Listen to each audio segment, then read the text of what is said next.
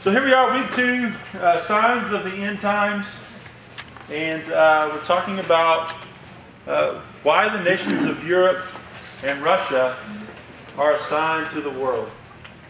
You know, there's a difference between a secret and a mystery. A secret is something that nobody knows. A mystery is something that, well, we're going to have to dig a little bit to try to figure out what this mystery is. And that's a lot about what the end times are. Is it's a mystery, and you got to go through the Old Testament, you got to go through the New Testament, and then you got to try to put those together, figure out what's going on, and figure out who all the players are, and what the signs are, and how we know that we're close to the end times. And so that's what we're trying to do. And so tonight, again, we're going to talk about Europe and Russia. But I just want to reiterate something to you, and that's the purpose of the study. And that's to gain knowledge about God's future plans regarding the end times. As I've said many times already, that knowledge brings peace. If you don't have knowledge, oftentimes that brings a little bit of anxiety. It kind of raises your blood pressure just a little bit. And so we want to make sure that we know as much as we can know, which really we can know everything there is to know about the end times except for the when. When's it going to happen? We don't know. We don't know. And so everything else, through the mystery, can be solved, can be figured out. And so that's what we're trying to do here. The second purpose is through this knowledge, we hope, experience the peace of God. As I said, knowledge brings peace, and then to live with hope in anticipation for His return. I want us to live with anticipation. I want us to be excited about Jesus coming back again. And so that's one of the purposes also of this study. I need to make this point too before we kind of get further into it, because the Bible makes it clear that in this life you will have trouble. You will experience trouble. You will experience all of the things that come with living in a fallen world. We'll experience sickness. We'll experience hurt and pain. And we'll experience failure and disappointment. And all of those things, we will experience those things. But God says that, hey, even through all of that, I can give you peace. My peace is perfect, and it's available to you. And I've written these words. In fact, John 16:33 says, "These things I have spoken to you, that in me you may have peace." Now, there's a difference between living in the trouble of this world and living through the wrath of God. All right? We will experience the trouble of this world. We will not experience the wrath of God. That is not for His bride. All right? That is for the world. All right? And so we need to make that distinction right off. And I don't want you to say, hey, Pastor says, hey, we're not ever going to experience any pain. We will. We will experience the pain that comes with living in this world. But we will not experience the wrath that God is eventually going to pour out on this earth. We will not be here for that. That wrath is not for us. All right? We are not God's enemy. Okay? We are not the ones that are against Him. And His wrath is for those who are against Him. And so let's make that clear right here at the start. So let's dive in with Europe.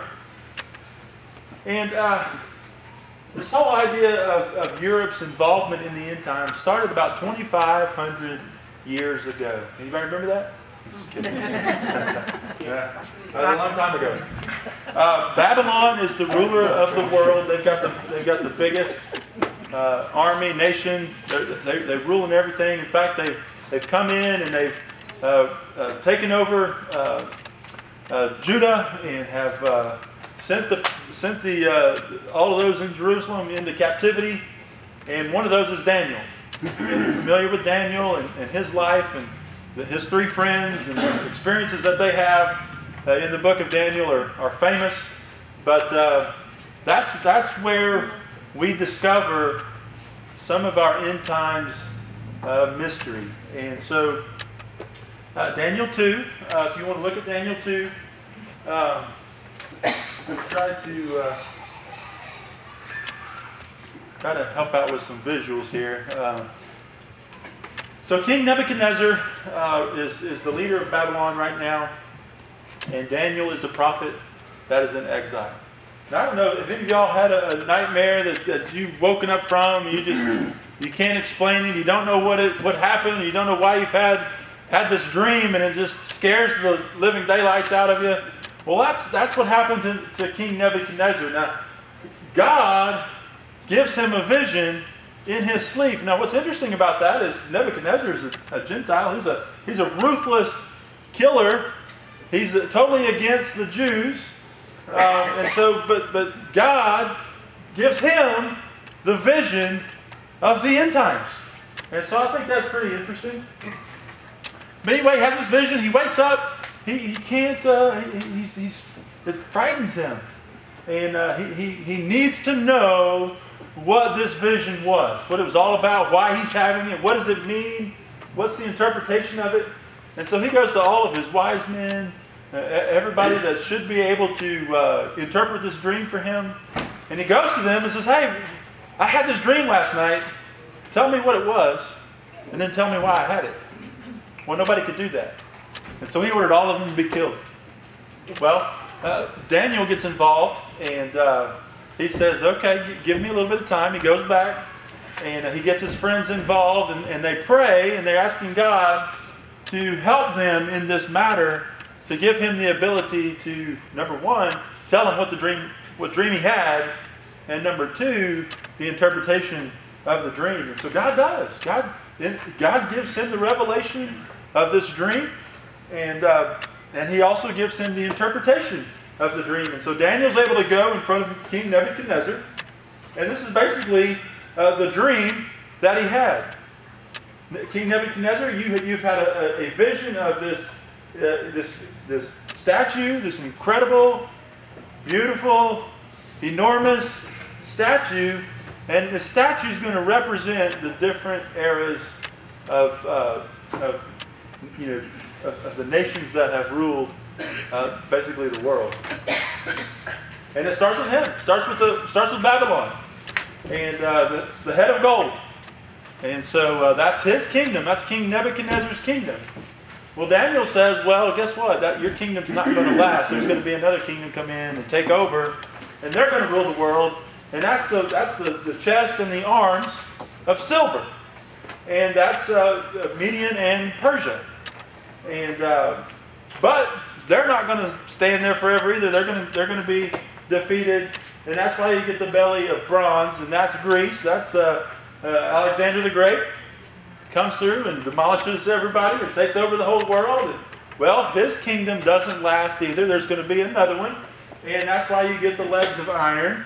That's Rome. That's the Roman Empire during Jesus' time. They were in control, and but their empire doesn't last forever either. It fizzles out, and then we come to something that hasn't happened yet.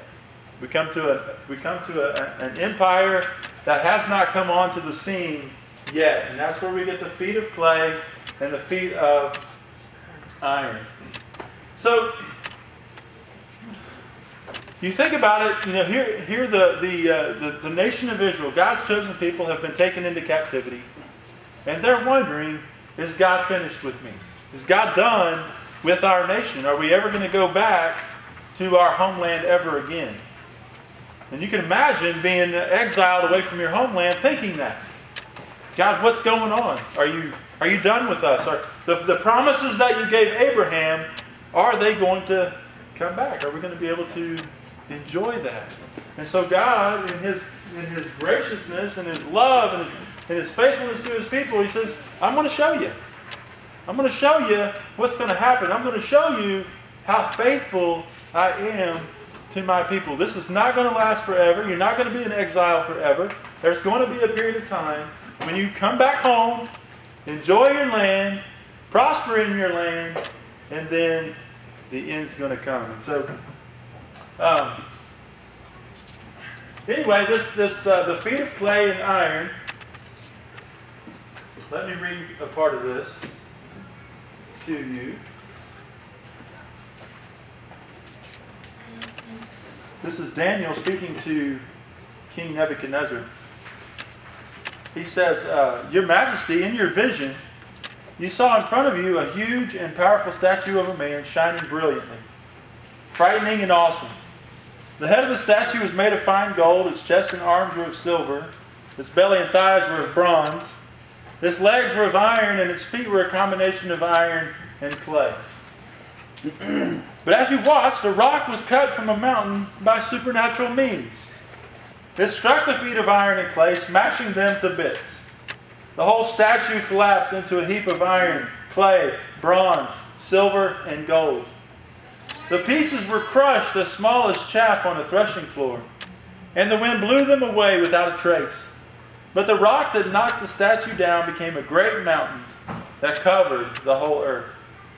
That was the dream. Now I will tell your majesty what it means. Your majesty, you are a king over many kings. The God of heaven has given you sovereignty, power, strength, and honor.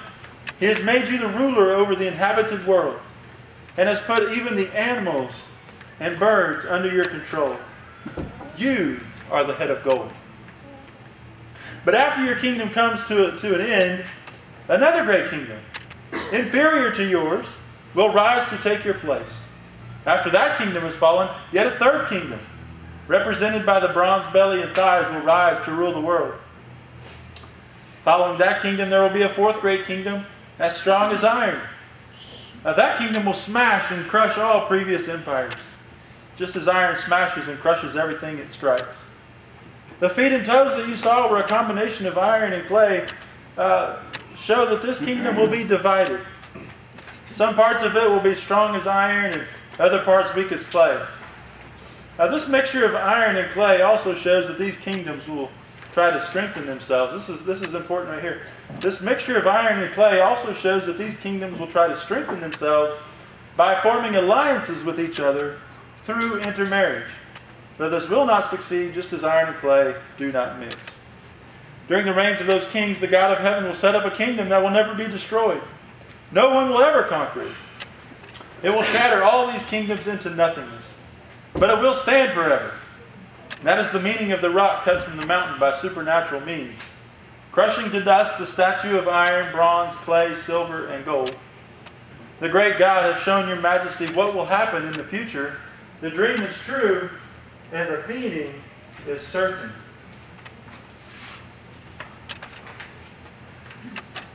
So now we're down to this kingdom of a mixture of iron and clay. And Daniel says this is going to be a nation that's not going to be able to come together. They're going to try to make alliances, but they're not going to be able to. There's going to be a mixture of iron, which is very strong, and a mixture of clay, which is very weak.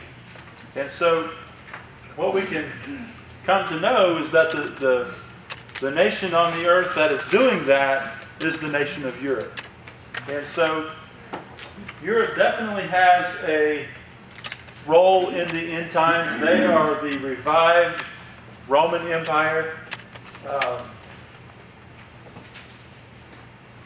So in 1948, we have what's called the European Economic Community that was created to unify the nations after World War II. Winston Churchill, in 1946, he said this. He said, "We must build a kind of United States of Europe." We must do that. And so that's what happened. From that time on, they've been trying to unify the country and all the different countries into one unified empire. In 1948, the European Economic Community was created. Between 1957 and 2013, 28 countries joined this European Economic Community. You can see in 1957 the name was changed to the Common Market with the addition of 6 European nations. By 1981, 10 nations had joined this market.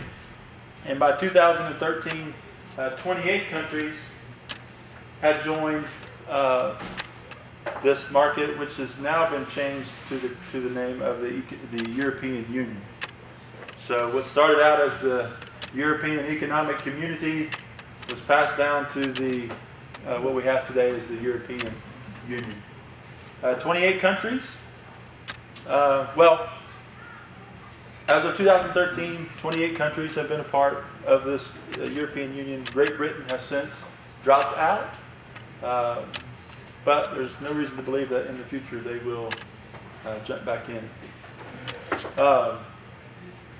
So there's now economic and political union covering the same geographic area as the former Roman Empire, only much larger and stronger. And so all of these countries, as Daniel says, they've come together to make this alliance so that they could be the most powerful empire in the world.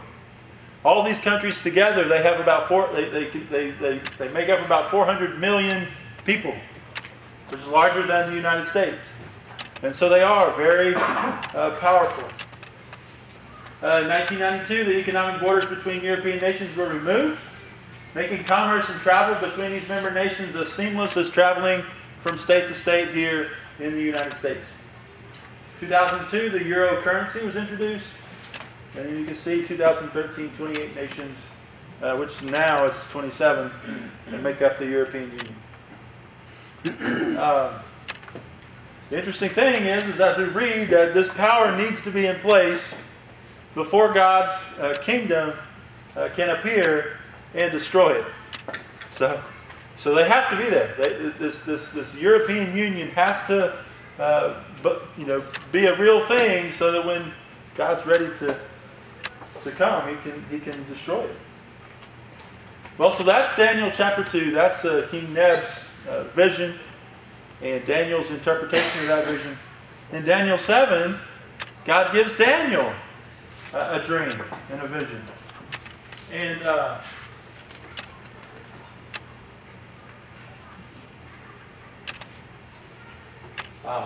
got to read this to you. So out of this renewed empire will come one world leader.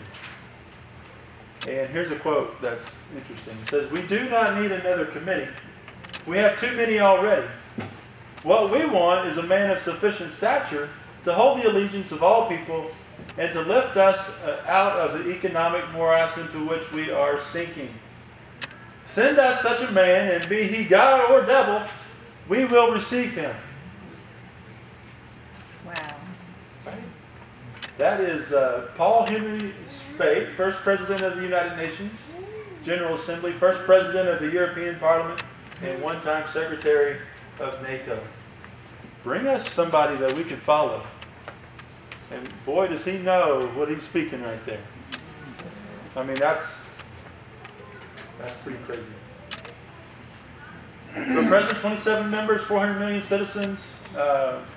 They have 24 languages are spoken within those 27. That's another part of the reason why they're good. They're brittle. They're together, but they're not very strong.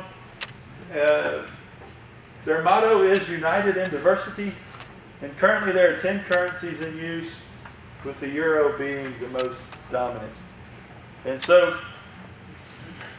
Europe is going to be a major player as the end times unfold, because Daniel's vision goes a little bit further.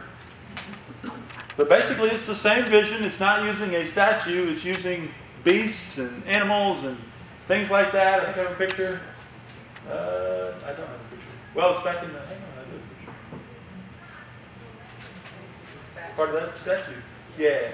So Daniel's vision, he's using lions and bears and leopards and all kinds of things to simulate the same empires that statue is telling us. So Daniel basically gets the same vision, except in this last one, this terrifying beast has 10 horns.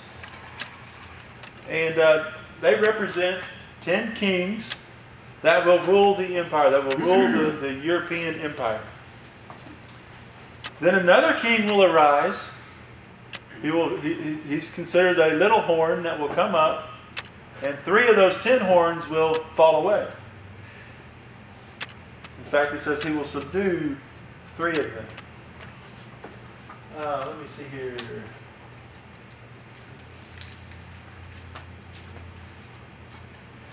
In Daniel chapter 7, starting in verse 23, it says this, "Then he said this to me, the fourth beast is the fourth world power that will rule the earth." That's the European Union. That's the European nation.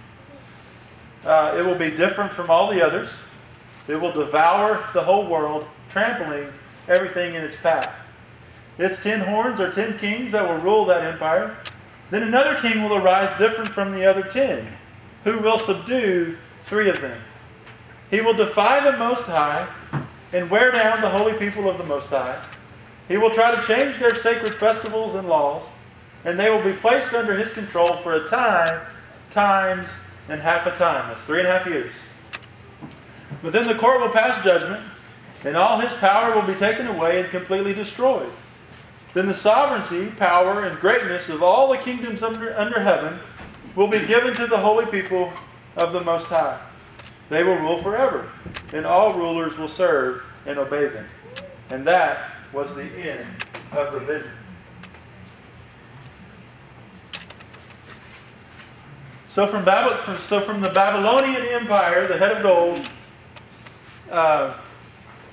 we get this dream and this vision and this interpretation from that period of time all the way to the second coming of Jesus Christ. When he comes back and he destroys all the nations of the earth and sets up his rule and his reign.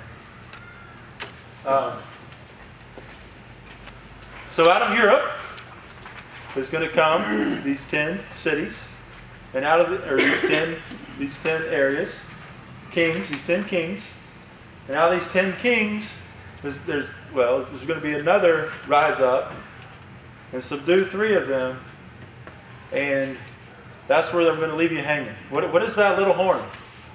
What is that little horn? And so, but that's Europe. That's Europe's role as far as the end times go. They're a major player. They're going to be a dominant power in this world. They're trying to get there right now. They're trying to come together. They're trying to build these alliances. And you can see why, and we're going to talk about Russia, but you can see why they are so adamant that some of these countries don't get into the European Union.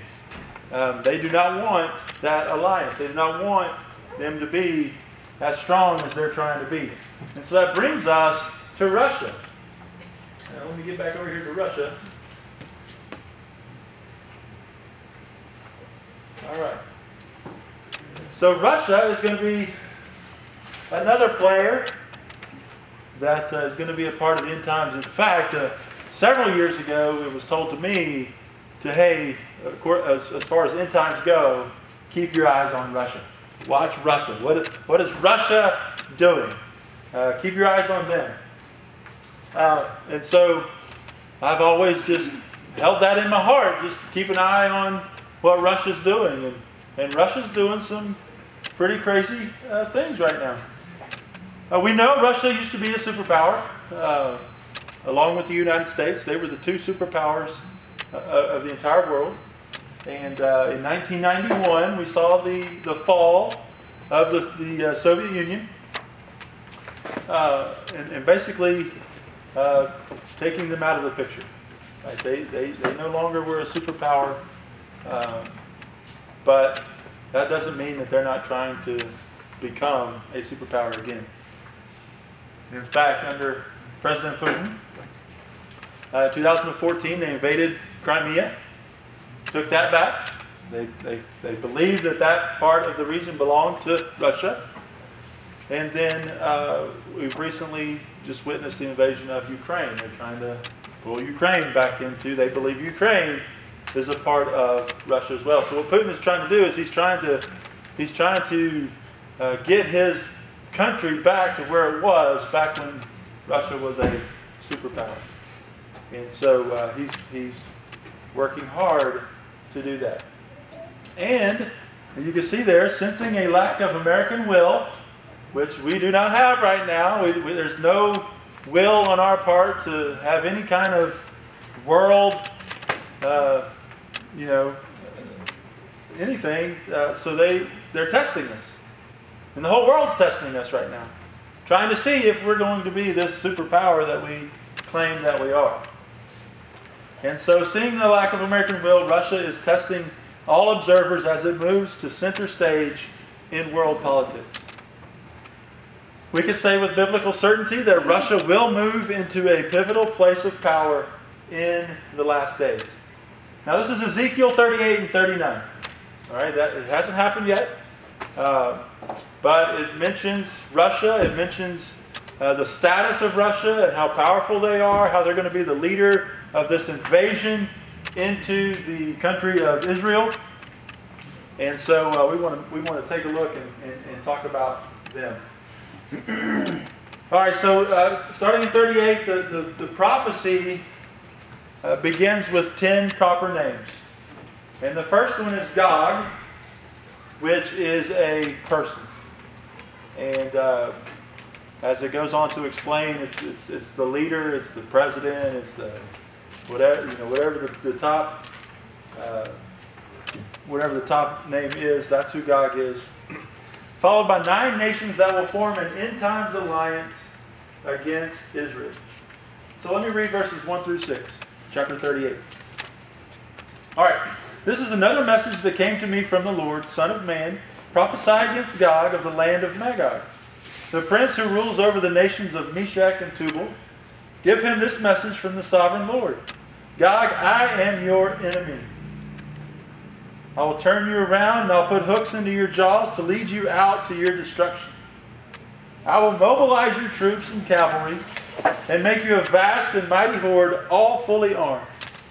Persia, Ethiopia, and Libya will join you too, with all their weapons. Gomer and all its hordes will also join you, along with the armies of Beth Togarmah from the distant north, and listen, and many others. So they've named 9, but he's telling you there's going to be many others that are going to come along and join in this battle. All right, so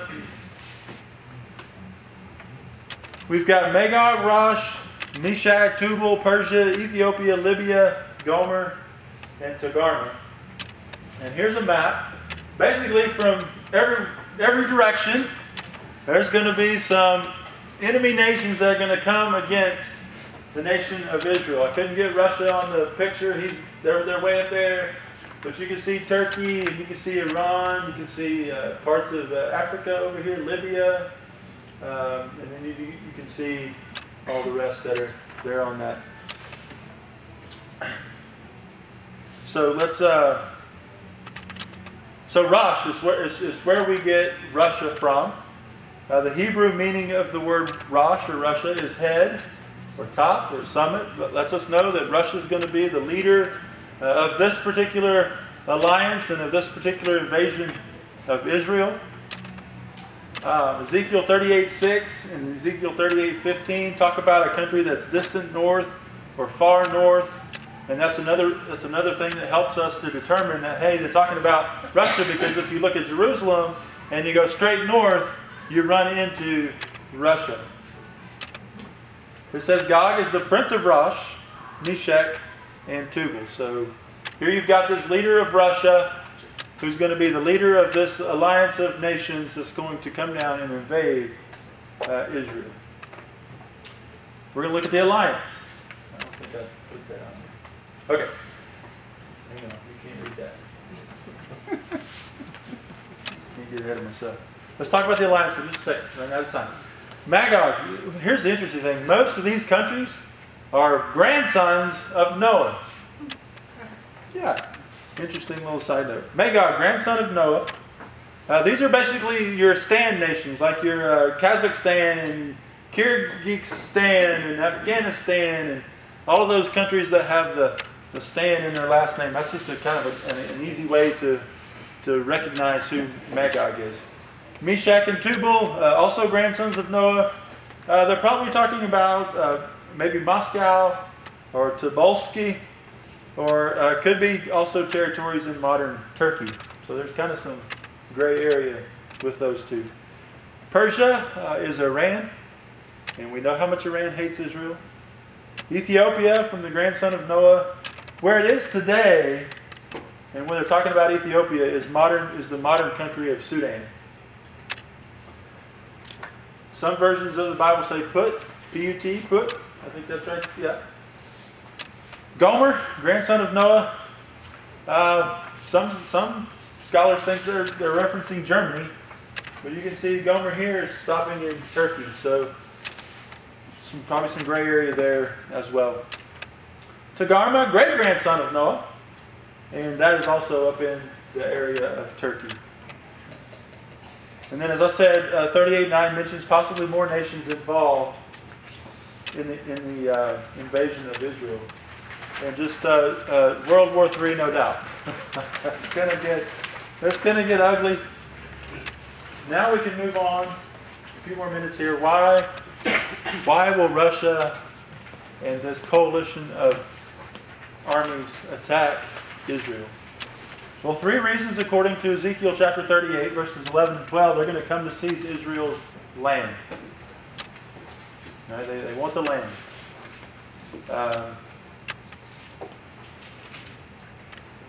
You will say, Israel is an unprotected land filled with unwalled villages. I will march against her and destroy these people who live in such confidence. I will go to those once desolate cities that are again filled with people and have returned from exile in many nations. I will capture vast amounts of plunder and take many slaves. And for the people are rich with cattle now, and they think the whole world revolves around them. So they're going to come to seize Israel's land. They're also going to come and steal Israel's wealth. And then they're also going to come to slaughter Israel's people. Now, I mentioned to you from the time of Abraham, the people of Israel have been hated ever since. And so they've been in constant conflict ever since. And Russia, they're going to try too. They're going to try to come down here and wipe Israel off the map. And they should know by now that that's not going to happen. That that's an impossible dream. So that's why they'll attack. They're going to come for the land. It's a land that's rich with a lot of resources and a lot of things that these countries want. In fact, they just recently discovered a massive amount of natural gas right off the shores there of the Mediterranean Sea. And so Russia is very interested in having that land and having that property. Where will Russia attack?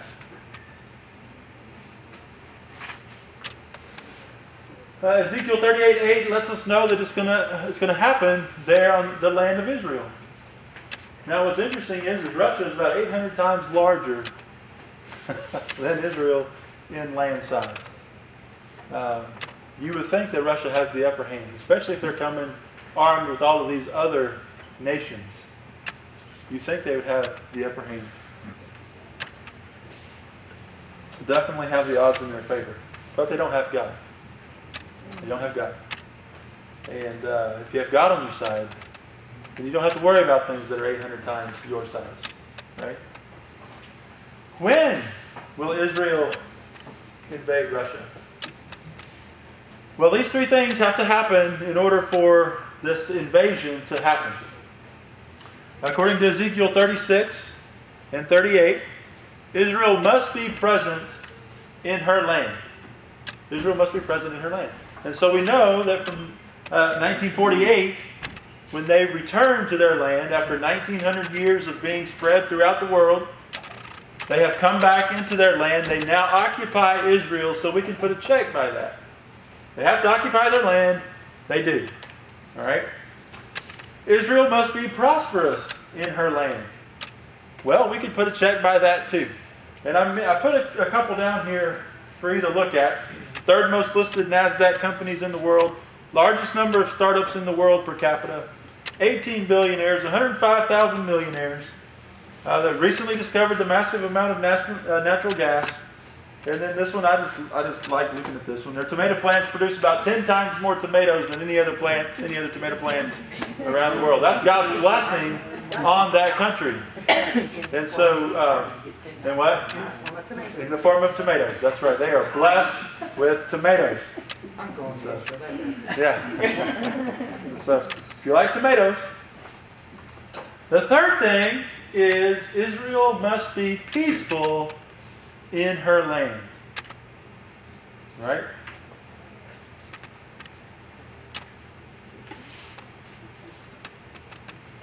So,